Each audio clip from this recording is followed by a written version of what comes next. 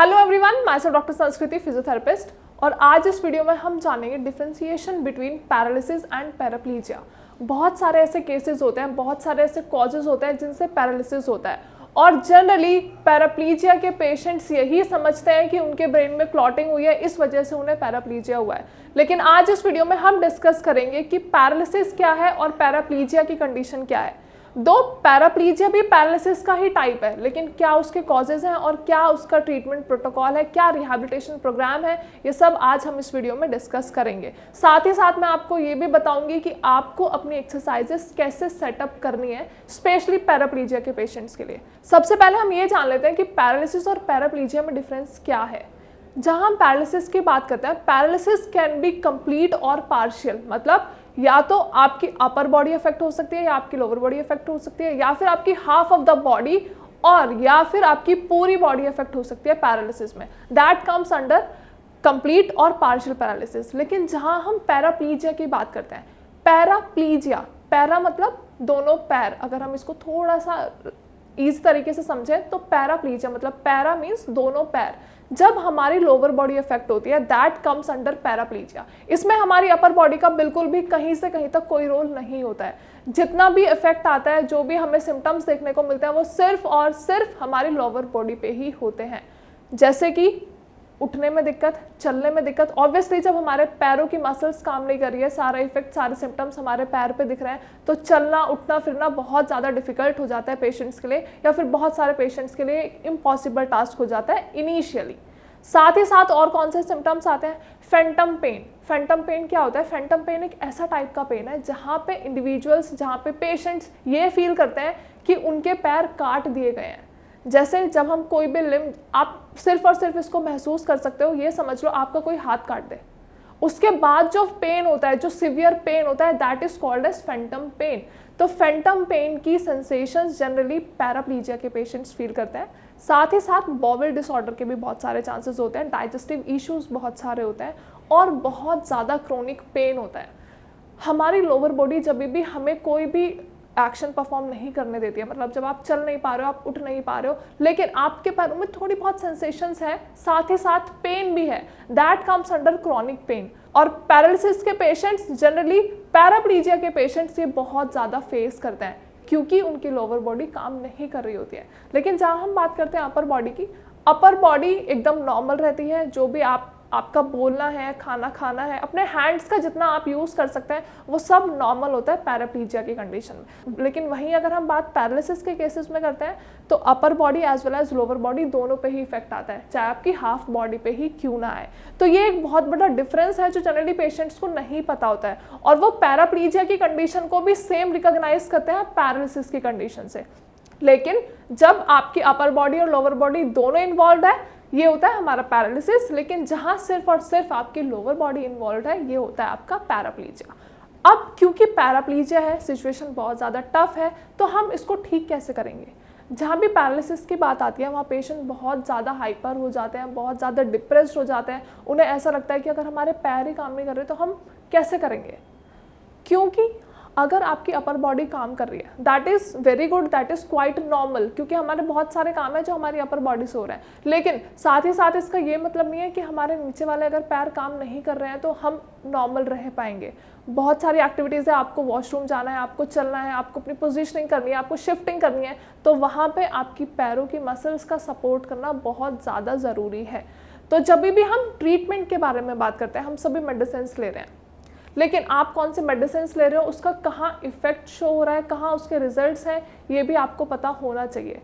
Medicine में specially हम कौन से मेडिसिन लेते हैं? मसल रिलैक्सेंट्स, ब्लड थिनर्स, ताकि ब्लड थिक ना रहे। ब्लड थिक रहेगा तो क्लॉटिंग होने के फैक्टर्स होते हैं जो कि बहुत ज़्यादा प्रोमिनेंट होता है पैरालिसिस पेशेंट्स में। क्यों? क्योंकि कोई मूवमेंट पॉसिबल नहीं है। अगर आप बैठे हैं तो आप पूरा दिन बैठे ही हैं, अगर आपको किसी ने सपोर्टिवली बेड पे लिटा दिया है तो आप पूरे दिन लेटे ही हैं। तो इसमें बहुत ज़्यादा चांसेस होते हैं क्लॉटिंग होने के, इसीलिए ब्लड थिनर्स बहुत ज़्यादा रिक्वायर्ड होते हैं, एसेंशियल होता है। साथ ही साथ मसल रिलैक्सेंट्स, जो आपकी मसल्स में टाइटनेस है, स्पास्टिसिटी है, वहाँ पे हम मसल रिलैक्सेंट्स भी यूज़ करते हैं। अब हम बात कर लेते हैं एक्सरसाइजेस की। जब भी हम पैरालिसिस के कंसर्न में बात करते हैं तो सबसे पहला कंसर्न क्या होता है? एक्सरसाइजेस करना। लेकिन एक्सरसाइजेस में भी हम जो इस वीडियो में बात करेंगे that is physiotherapy as well as occupational therapy. Physiotherapy का रोल कहाँ आता है? आपकी मसल्स को मूव करना, आपकी एक्सेसरी मसल्स की मूवमेंट को और ज़्यादा हेल्दी करना, जो आपकी मसल्स काम नहीं कर रही हैं उसके सराउंडिंग की जो मसल्स हैं, मतलब जो सपोर्टिव मसल्स हैं, उनकी एक्सरसाइजेस करना, साथ ही साथ आपकी पेल्विक को स्ट्रॉन्ग करना। क्योंकि पैराप्लीजिया की अगर हम बात करते हैं तो पैराप्लीजिया हमारी लोअर बॉडी पे सारे सिम्टम्स लेके आती है, तो उसके लिए बहुत ज़्यादा इंपॉर्टेंट है हमारा एब्डोमेन एरिया बहुत ज़्यादा स्ट्रॉन्ग हो, हमारा पेल्विक एरिया बहुत ज़्यादा स्ट्रॉन्ग हो, हमारे ग्लूट स्ट्रॉन्ग हो, ताकि हमारे पैरों की मसल्स और हमारा बॉडी का वेट एटलीस्ट पेशेंट उठा पाए। और साथ ही साथ हम ये कोशिश करते हैं कि हम पेशेंट को सपोर्टिवली चलाने की कोशिश करें, और चलाने से पहले अगर वो जहाँ पे बैठे हुए हैं वहीं पे हम थोड़ी थोड़ी एक्सरसाइजेस कराते हैं जिससे कि रेंज ऑफ मोशन बढ़े। अब आप सोच रहे हो रेंज ऑफ मोशन क्या है? रेंज ऑफ मोशन वही है जो पेशेंट एक जगह चेयर पे बैठा है स्टैटिकली, अगर हम थोड़ा सा उसका पैर आगे करेंगे मतलब उसकी थोड़ी सी रेंज बढ़ी, अगर हम थोड़ा सा पैर ऊपर उठवाते हैं मतलब थोड़ी सी रेंज और ज़्यादा बढ़ी, that all comes under range of motion.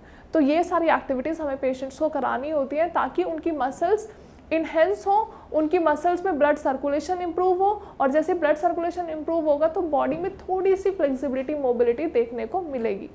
अब हम बात कर लेते हैं ऑक्यूपेशनल थेरेपी की। कभी भी हम ट्रीटमेंट की अगर बात करते हैं तो पैरालिसिस के केसेस में सिर्फ फिजियोथेरेपी की बात नहीं होती, ऑक्यूपेशनल थेरेपी का भी उतना ही इम्पॉर्टेंट रोल है। कैसे रोल है? क्योंकि जो भी हमारी डेली एक्टिविटीज़ होती हैं, जो भी डेली नॉर्मल लिविंग हमारी एडियल एक्टिविटीज़ होती हैं, वो सब हमारे ऑक्यूपेशनल थेरेपिस्ट परफॉर्म करवाते हैं।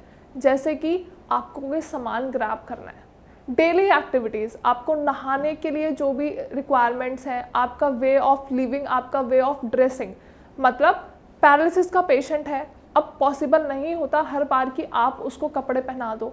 ये सारी जो भी एक्टिविटीज़ हैं, जो भी इंगेजमेंट है पेशेंट्स का टूवर्ड देयर डेली लिविंग, वो सब हमारे ऑक्यूपेशनल थेरेपिस्ट परफॉर्म करवाते हैं। साथ ही साथ जो छोटे मोटे टास्क होते हैं, आपको मग ग्रैब करना है, आपको कुछ खाना है, आपको कॉम्बिंग करनी है, आपको कोई ऑब्जेक्ट यहाँ से उठा के वहाँ रखना है, ये सारी एक्टिविटीज़ इनहेंस करवाते हैं हमारे occupational therapy with mild exercises.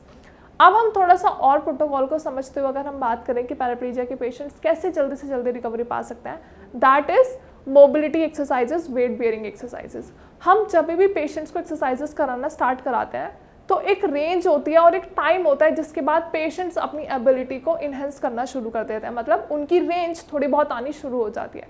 वहाँ पे हम स्टार्ट करते हैं वेट बेयरिंग एक्सरसाइजेस, साथ ही साथ रेजिस्टिव एक्सरसाइजेस। अब आप सोच रहे होंगे कि हम पैरालिसिस पेशेंट्स को रेजिस्टिव एक्सरसाइज कैसे करा सकते हैं, क्योंकि वो तो टफ होती है, उसमें बहुत ज़्यादा मेहनत लगती है।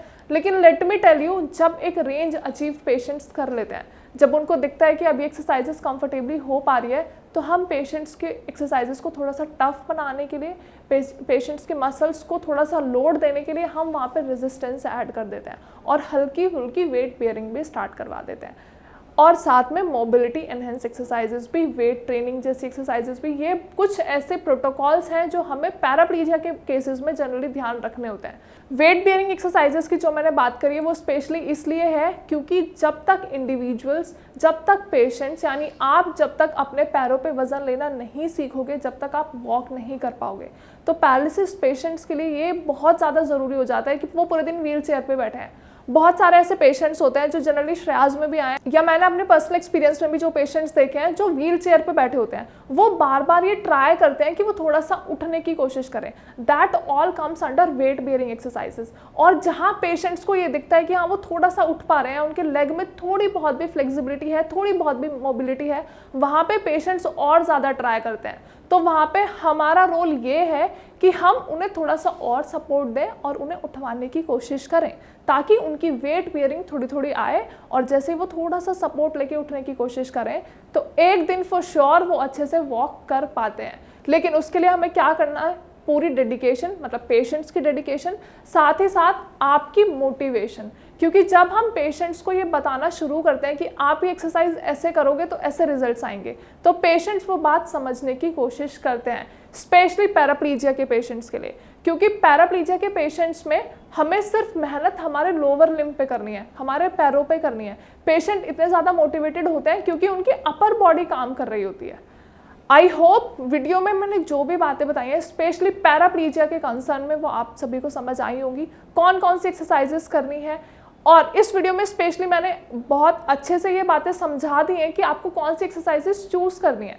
अगर आपके थेरेपिस्ट आपको एक्सरसाइज करवाने आते हैं तो आप उनको बता सकते हो कि डॉक्टर साहब हमें वेट बेयरिंग एक्सरसाइजेस करनी है, हमें रेजिस्टिव एक्सरसाइजेस करनी है, ताकि एटलीस्ट आप थोड़े बहुत कंसर्न हो और आपके थेरेपिस्ट आपको अच्छे से डील करें, अच्छे से एक्सरसाइजेस कराएं।